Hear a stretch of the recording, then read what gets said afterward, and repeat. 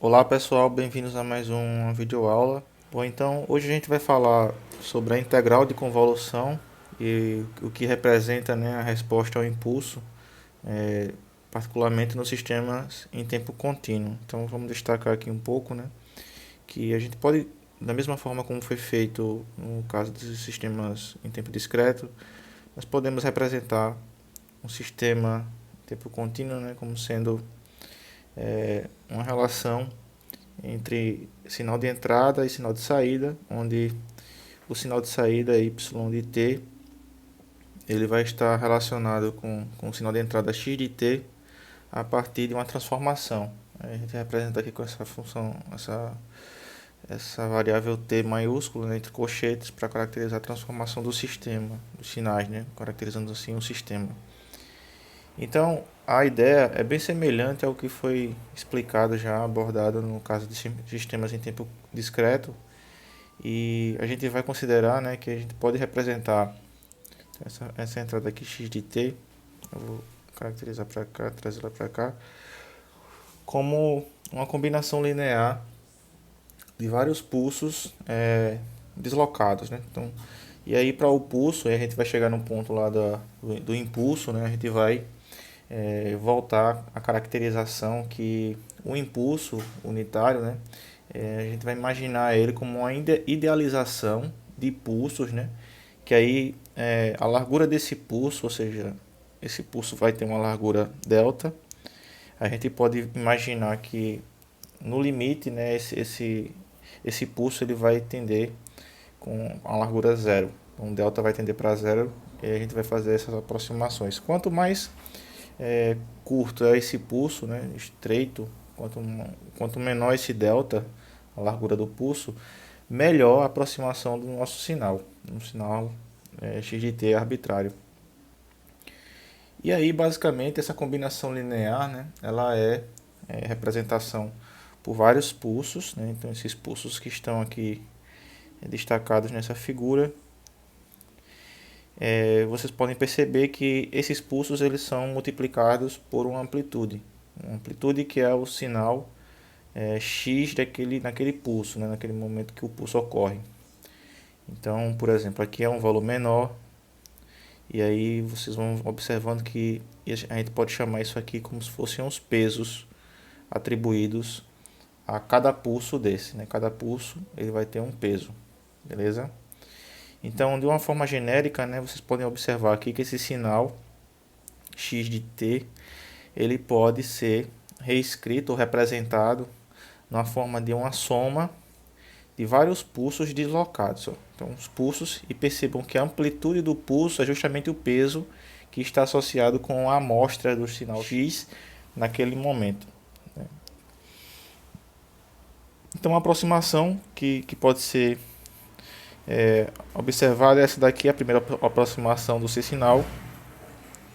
E se a gente fizer esse sinal ter um pulso delta, com a largura delta, né, tendendo para infinito, a gente vai chegar naquela aproximação e idealização, né, do pulso, que ele vai chegar no limite, uma função que se aproxima daquele um sinal bem elementar que a gente já conhece da unidade 1, que é o impulso unitário, certo? Então, se a gente olhar para essa equação, a gente pode dizer que é uma soma ponderada de vários impulsos deslocados, né? Ou vários pulsos estreitos, né, com a largura delta, deslocados no tempo, certo? E aí, fazendo essa largura do pulso, né, delta, tender para zero, e se nós aplicarmos o limite nesse sinal x, né, a gente vai chegar nessa equação 2, que está mostrada aqui. Então, se a gente fizer a definição, né, de uma soma de Riemann, né, a soma desses pulsos infinitesimalmente, né, e tender esses pulsos para zero, a gente vai chegar na definição de integral. Então a gente vai observar que esse sinal de x de t aqui, escrito representado, né, dessa forma, nada mais é do que a definição também de uma integral. E aí essa integral a gente vai representar como está destacado aqui nessa equação, integral de menos infinito a infinito, né, de x de tal, um impulso, a função delta, né, delta de Dirac, de t menos tal, né, ou seja, um delta, um impulso deslocado. Então, perceba que isso aqui é bem semelhante ao caso discreto, né? Só com a ressalva que, neste caso, a gente precisa ter essa abstração que esses pulsos, né, é uma idealização, né, basicamente, em que essa idealização ela não é tão relevante no ponto de vista do sistema físico real, mas é uma representação muito bem aceita, né, já que a gente vai ver, e já foi comentado também, que a área, né, desse pulso ela é unitária. Então, de modo semelhante ao caso discreto, vocês podem observar aqui que a gente tem jogando, né, o x de t nessa forma aí que foi apresentada aqui acima, como sendo em forma integral. A gente só faz substituir o x de t e colocar aqui dentro dessa representação de uma relação do sistema, né, entrada e saída. E considerando que o sistema ele atende à propriedade da linearidade, ou seja, eu posso representar ele como uma combinação linear, ou seja, coeficientes, né? O x de tal aqui nesse caso ele vai ser uma parcela de coeficiente constante. Eu vou fazer, na verdade, isso aqui nada mais é do que a aplicação dessa propriedade da linearidade ou homogeneidade. E aí eu só preciso me preocupar com essa parcela aqui, né? Depois. Então, posso reescrever o sistema dessa forma. E além disso, né, considerando que o sistema também ele tem a caracterização da resposta ao impulso do sistema, ou seja, se eu não conheço o meu sistema, mas na entrada eu aplico um impulso unitário, eu observo na saída o sinal H, né? Já falou em outras oportunidades que esse sinal H ele nada mais é do que a resposta ao impulso do sistema. Então, reescrevendo essa equação, a gente pode chegar nessa expressão aqui, que eu vou destacar aqui em verde.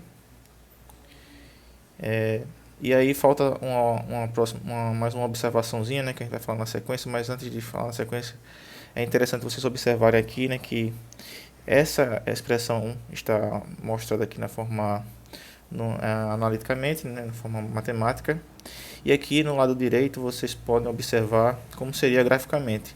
Então nada mais é, pessoal, do que o que a gente está fazendo aqui. A gente está pegando aquela aproximação do sinal x de t. Aí eu estou fazendo os deltas, né, tendendo para zero, ou seja, essa largura dos pulsos, né, elas ficarem bem próximas de zero. E quando eu faço isso, eu tenho uma aproximação muito boa desse sinal x de t. Então é como se eu pegasse esse sinal original, um sinal arbitrário, x de t, e representasse ele como se fosse uma soma, ou seja, uma soma com essa parcela, com essa parcela, com essa parcela. E se eu fizer isso infinitesimalmente, eu tenho nada mais do que a definição de integral, né? Principalmente quando eu aplico o limite dessa soma, né, desses pulsos de menos infinito a infinito. Então eu tenho basicamente essa representação. Então perceba aqui, com destaque, né, como seria o sinal x de t amostrado, né, com esses pulsos, considerando, perceba aqui que você tem aqui um pulso,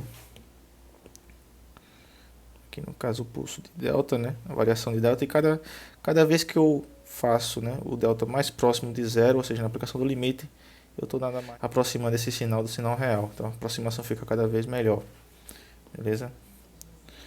Então essa é a ideia, né, representar o sinal x de t como se fosse uma combinação linear de impulsos deslocados, né, atribuídos e ponderados também, atribuídos a alguns pesos, né, que está relacionado ao sinal x de t.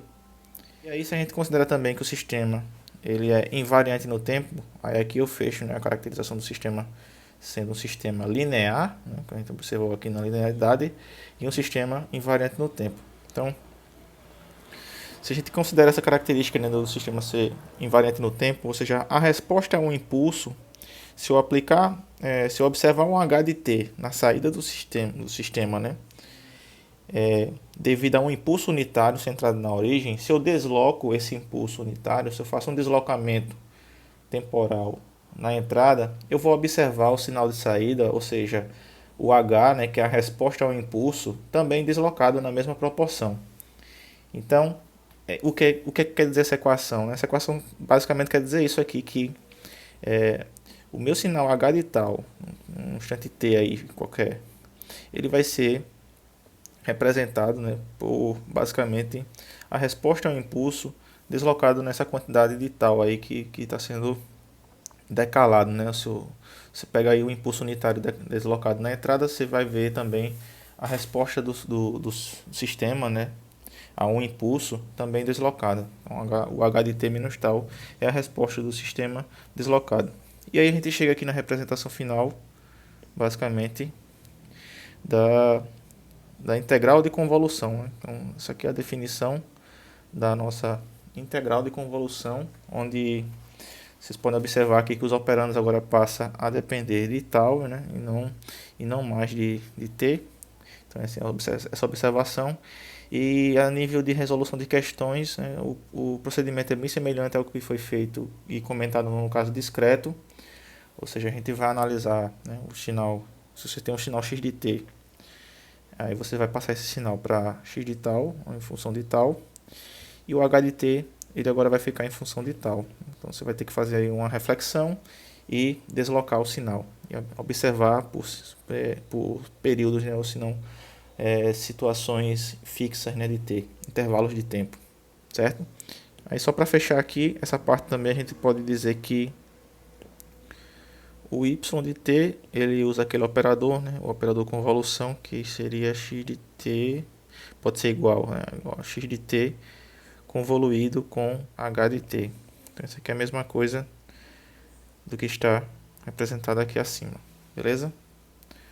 Bom, então era isso, pessoal. Agradecer aí e até a próxima.